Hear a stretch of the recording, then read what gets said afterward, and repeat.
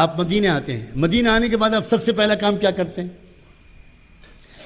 آپ مدینہ آنے کے بعد سب سے پہلا کام یہ کرتے ہیں کہ جتنے الگ الگ وہاں پر ٹرائبز تھے، جتنے قبیلے تھے، ان سب کے لیڈروں کی میٹنگ بلاتے ہیں۔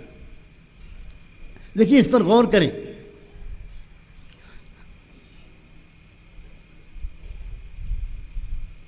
یہ آپ نے انداز اختیار نہیں کیا کہ بھئی یہ سب مورتی پوجا کرتے ہیں اس لیے یہ سب مشرک ہیں، اور ہمارے دوست کی زبان میں یہ سب ہندو ہیں۔ یہ اپروچ اختیار نہیں کیا آپ نے اپروچ یہ اختیار کی، یہ اوس والے ہیں، یہ خزرج والے ہیں، یہ بنو عوف والے ہیں، یہ بنو قینقاع والے ہیں، یہ بنو نذیر والے ہیں، یہ بنو قریظہ والے ہیں، یہ مہاجرین ہیں، یہ انصار ہیں، یہ فلاں ہیں، یہ فلاں ہیں۔ ان سب کے لیڈروں کو آپ نے بلایا، اور اس میٹنگ کا ایجنڈا کیا تھا؟ پڑھو سیرت کی کتابیں۔ حضور اکرم صلی اللہ علیہ وسلم نے ان لیڈروں کے سامنے بہت سمپل انداز سے ایک بات رکھی۔ آپ نے صرف یہ کہا کہ بھئی ایسا لگتا ہے کہ قسمت نے اب مجھ کو بھی مدینے پہنچا دیا، اور ایسا لگتا ہے کہ اب یہیں رہنا میری قسمت میں ہے۔ تو میں نے آپ لوگوں کو اس لیے بلایا ہے کہ مدینے کے اندر آپس میں امن و سکون کے ساتھ اور انصاف کے ساتھ پیسفلی رہنے کا کوئی فارمولہ ہم لوگ آپس میں مشورہ کر کے طے کر لیں۔ یہ ایسا مسئلہ تھا جس کے لیے مدینے کے لوگ تڑپ رہے تھے۔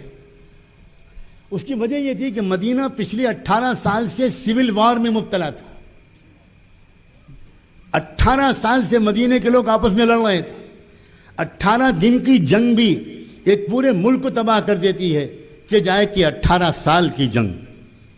تھک چکے تھے مدینے کے لوگ لڑتے لڑتے، اور ان کے ذہن و دماغ پر ایک ہی چیز حاوی تھی، اور وہ یہ کہ کسی طرح مدینے میں کوئی ایسا فارمولہ طے ہو جائے جس سے یہ آپس کے دنگے ختم ہوں اور ہم لوگ اپنا کاروبار میں لگیں، اپنے بچوں کو پالیں۔ چنانچہ آپ نے اسی ایجنڈے کو سامنے رکھا۔ یہ بھی دعوت کا اور انسانیت کی خدمت کا ایک بہت سیکھنے والا سبق ہے کہ قوم کے سامنے کیا چیز پہلے رکھی جائے۔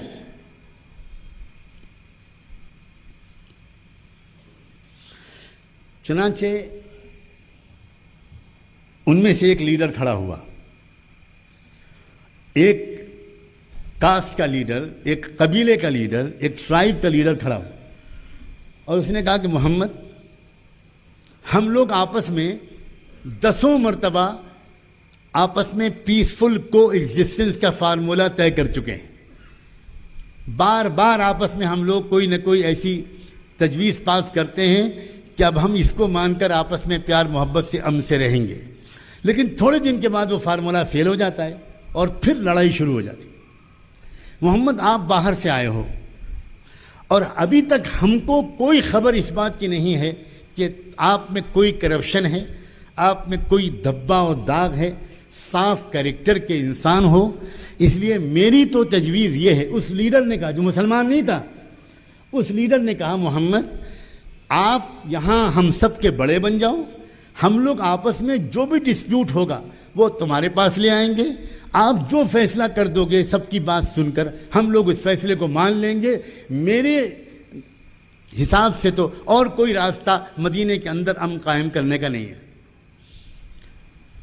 ایک نے کہا تو دوسرے نے سپورٹ کیا، تیسرا کھڑا ہوا، اس نے کہا کہ ہاں یہی شکل ملتی ہے اور کوئی شکل مجھے سمجھ میں نہیں آتی۔ سب لوگوں نے اس کو سپورٹ کیا۔ چنانچہ حضرت محمد نے کہا کہ بھئی اگر آپ لوگ مجھ سے یہ خدمت لینا چاہتے ہو تو میری خوش نصیبی کی بات ہے، میں یہ سیوا کرنے کے لیے تیار ہوں۔ ایسا کرتے ہیں کہ فوراً ایک عہد نامہ لکھتے، اور اس نبی نے جو اپنا نام بھی خود نہیں لکھ سکتا تھا، جو الٹریٹ تھا، جو نبی امی تھا، آپ نے ڈکٹیٹ کرنا شروع کیا، لکھنے والوں نے لکھنا شروع کیا۔ انسانی تاریخ میں پہلا پیسفل کو ایگزسٹنس کے لیے ایک تحریری معاہدہ جس میں 54 دفعات تھے، 54 آرٹیکلز پر مشتمل ایک ٹریٹی، ایک ڈاکومنٹ وہاں پر لکھا گیا جس پر سب نے دستخط کیے۔ جس وقت میشرام کہہ رہے تھے کامن منیمم پروگرام، اس وقت سجاد نعمانی کا دل میثاق مدینہ کو پڑھ رہا تھا۔ کیا سوچ رہے ہیں ہم؟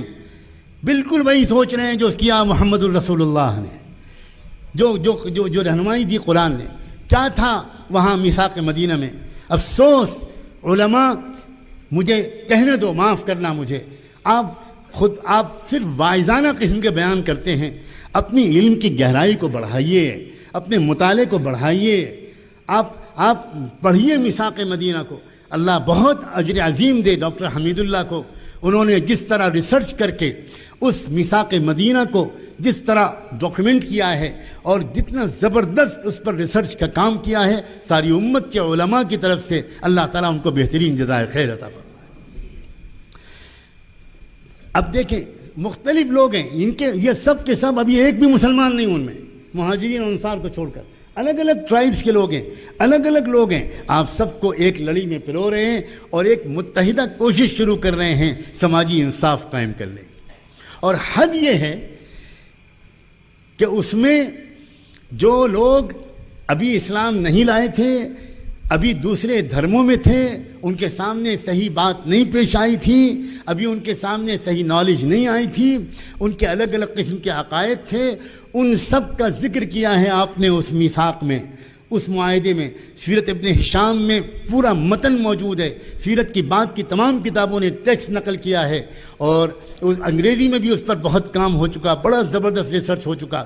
اس میں آپ نے ان تمام قوموں کا نام لیا ہے۔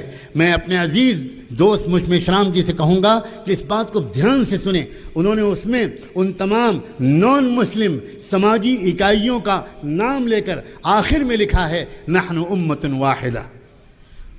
اللہ اکبر!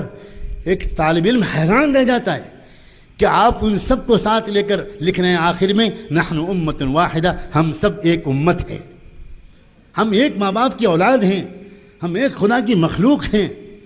اور آپ نے اس وحدت کے پیغام کے ذریعے مدینہ منورہ میں اپنا کام شروع کیا۔ پہلا کام جو آپ نے مدینہ میں کیا تھا وہ سماجی ایکتا کے قائم کرنے کا کام کیا تھا۔ سماجی انصاف کے قائم کرنے کی طرف قدم اٹھانے سے پہلے آپ نے سماجی ایکتا قائم کی، تاکہ ایکتا کے ذریعے سے انصاف قائم کیا جا سکتا ہے۔ الگ الگ اکائیاں ایک دوسرے سے دور رہ کر سماجی انصاف قائم نہیں کر سکتی۔